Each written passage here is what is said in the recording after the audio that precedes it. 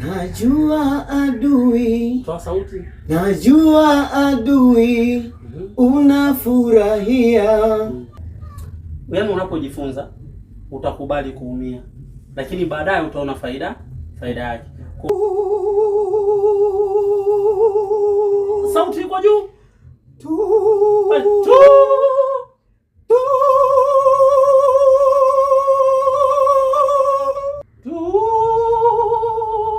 Hapa.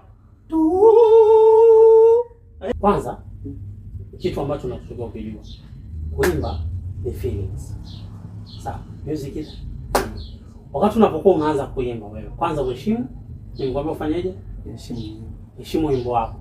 Ujue key unaweza usijue kwamba mimi hapa ninachoimba naimba kwenye key gani, lakini usio naimba out of the key. Uwe kwenye key alafu relax. Sawa? Unapokuwa unaimba. Tunachotakiwa kukipata kwako wewe, kuimba ni furaha. Sawa? Kuimba sio kwamba ni kitu ambacho kama vile unataka kuhukumiwa, mtu anataka kukunyonga. Kwa kinachotakiwa ukifanya, mimi nilichosikia kwa wewe, matatizo yako pumzi.